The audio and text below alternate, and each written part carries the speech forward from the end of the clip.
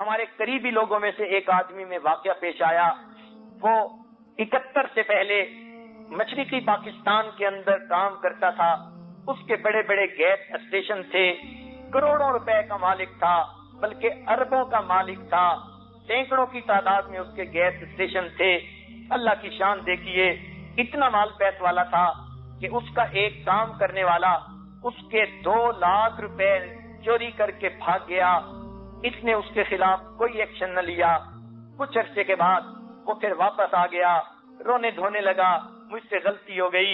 اس نے وہ 2 لاکھ بھی معاف کر دیے اور اس کو نوکری پر بھی بحال کر دیا. سوچئے کہ وہ کتنا بڑا کاروبار اور مال رکھنے والا بندہ ہوگا جس کو پرواہ ہی نہیں تھی 2 لاکھ روپے کی. اتنا کچھ اس کی مال جائیداد تھی، لیکن جب جنگ میں ڈھاکہ فال ہوا تو یہ اس حال میں کراچی میں اترا کہ اس کے بیوی کے سر پر فقط دوپٹہ تھا، دونوں کی جیبیں خالی تھیں، کچھ ہاتھ میں نہیں تھا، سب کچھ وہاں چھوڑ آیا.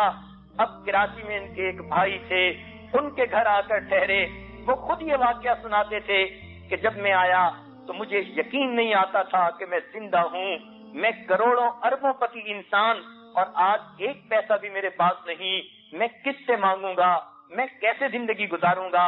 کہنے لگے کہ قریب تھا میرا نروس بریک ڈاؤن ہو جائے، مگر بیوی نیک تھی، دیندار تھی، پہچان گئی کہ میرے خاوند کے اوپر یہ حالات آ گئے. چنانچہ جب ہم کھانے کے دسترخوان پر بیٹھتے، میرے بھائی ان کے بچے بھی ہوتے، تو میری بیوی یہ واقعہ چھیڑتی اور کہتی ہمارے اوپر اتنا بڑا صدمہ آیا، میں عورت ہوں، میں زیادہ گھبرا گئی ہوں، اور میرے خاوند کو تو اللہ نے پہاڑ جیسا دل دے دیا ہے، انہوں نے اس کو ہاتھوں کی میل بنا کے اتار دیا ہے، ان کو تو پرواہ ہی نہیں. کہنے لگے میں اندر دل سے خوف زدہ تھا، اور وہ ایسی باتیں کرتی کہ سن سن کر مجھے تسلی ہونے لگی کہ جب میری بیوی کو کوئی غم نہیں تو پھر میں کیوں اتنا پریشان ہو رہا ہوں، میں ڈپریشن کا شکار کیوں ہو رہا ہوں.